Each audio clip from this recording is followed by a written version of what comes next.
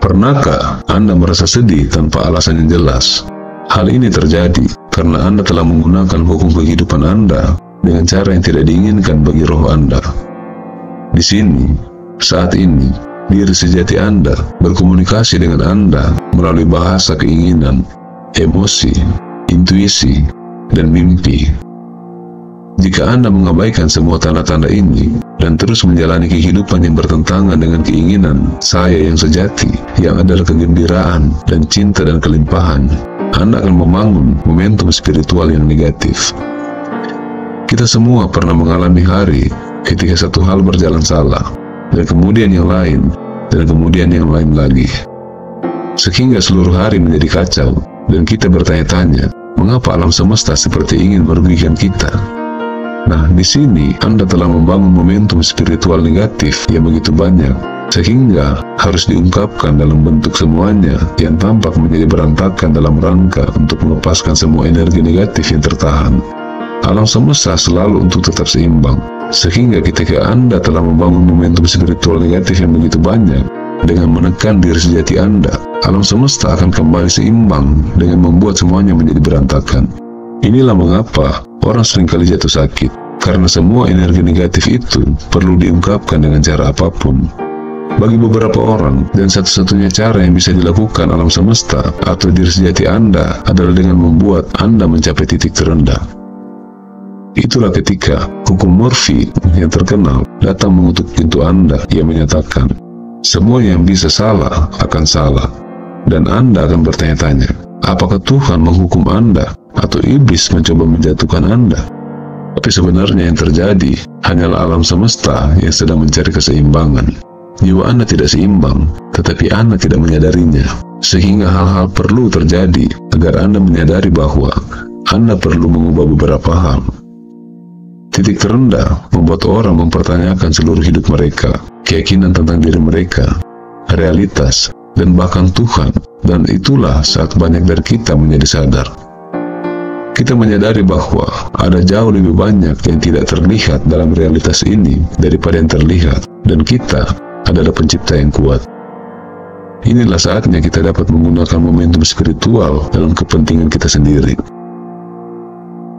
Kita membangun momentum spiritual positif dengan mengartikan realitas dari sudut pandang rasa syukur, yaitu realitas ini terjadi untuk saya, bukan terjadi pada saya. Saya menciptakannya di banyak tingkat. Saya menciptakannya dari tingkat keilahian saya sebagai sumber yang tak terbatas. Kemudian saya menciptakannya, atau lebih tepatnya, mengarahkannya dari tingkat manusia dengan menggunakan kebebasan pilihan saya. Dengan demikian di fase ini, membentuk kita kepada sesuatu yang sangat berarti, bahwa saya adalah makhluk tanpa batas. Dan inilah saat Anda mulai melihat keindahan di dunia, segala kemungkinan yang tak terbatas. Anda menjadi bebas dan menyadari bahwa satu-satunya batasan ada di dalam pikiran, bukan di the all, atau di dalam kesatuan, atau di dalam kesadaran semesta. Karena dia, atau sebagai sumber, atau sebagai kesadaran semesta, hanya mengartikan atau mencerminkan dari pikiran Anda, atau di ruang kuantum kemungkinan tanpa batas. Sekarang, diri di dalam Anda mulai berbicara kepada Anda lebih banyak, atau lebih tepatnya, Anda menjadi lebih perhatian terhadapnya. Sekarang Anda menyelaraskan dengan keilahian Anda dan mulai berkreasi bersama dengannya. Dan begitulah dimulai perjalanan indah membangun momentum spiritual positif ini. Inilah saat Anda bergeser dan berpindah dimensi kehidupan di dalam diri Anda. Anda menyadari bahwa Anda tidak terbatas, dan imajinasi manusia yang luar biasa adalah tak terbatas, seperti yang diucapkan oleh Neville Goddard. Mengapa itu disebut momentum spiritual? Karena kita manusia tidak bisa hanya menekan emosi kita, seolah-olah mereka seperti saklar cahaya. Anda tidak bisa dengan mudah menghentikan momentum negatif yang telah terbangun pada keadaan pikiran yang Anda alami dengan segera.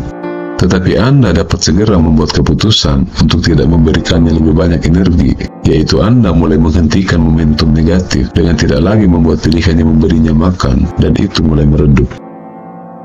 Inilah mengapa menggunakan afirmasi tentang kekayaan saat Anda kehabisan uang terasa seperti kebohongan, karena Anda memiliki terlalu banyak momentum negatif yang telah terbangun untuk dengan mudah membalikannya seperti itu. Ini seperti sungai yang mengalir. Anda perlu mengikuti aliran sungai daripada melawannya. Melawan sungai bisa membuat Anda depresi dan hancur. Ini juga yang diajarkan oleh Abraham Hicks, seorang spiritualis dan motivator terkenal. Dan ini juga yang saya pelajari dalam pengalaman pribadi saya. Ketika Anda merasa baik dan sejalan dengan saya yang sejati, Anda dapat menghadapi negativitas dengan lebih mudah dan tetap berada di pusat ilahi Anda, dan akan membiarkan negativitas itu berlalu begitu saja. Tetapi ketika Anda tidak menghormati saya yang sejati Anda, bahkan hal kecil akan membuat Anda merasa terganggu. Hujan yang seharusnya membuat Anda bahagia di musim panas akan membuat Anda merasa suram. Hanya karena saya yang sejati Anda tidak dihormati, Anda telah menyimpannya dan terperangkap dalam momentum spiritual negatif. Dan sekarang, ia berusaha untuk keluar. Dan satu-satunya cara keluar adalah melalui Anda. Jika Anda tidak bekerja sama, momentum ini akan membuat Anda mencapai titik terendah. Inilah dasar dari hukum tarik-menarik juga. Tetapi komunitas hukum tarik-menarik terkadang terlalu positif dan tidak memberikan ruang bagi emosi negatif. Emosi harus dialami dengan sepenuh hati untuk memungkinkan momentum bergeser. Jika Anda menekannya, mereka akan datang menghantui Anda dengan lebih banyak yang terjadi dalam kehidupan Anda. Anda harus membiarkan keadaan yang Anda alami ada dan apa adanya. Dan saat badai telah berlalu dan Anda merasa stabil, Anda dapat membuat pilihan sadar yang lebih baik dari sana untuk membangun momentum spiritual yang indah yang didambakan oleh saya yang sejati Anda. Dan setelah itu, kehidupan Anda akan menjadi luar biasa. Jika Anda masih bersama saya, terima kasih Anda telah menyimak, dan saya harap pesan ini dapat memberikan manfaat bagi Anda dan bagi siapapun juga. Terima kasih. Salam.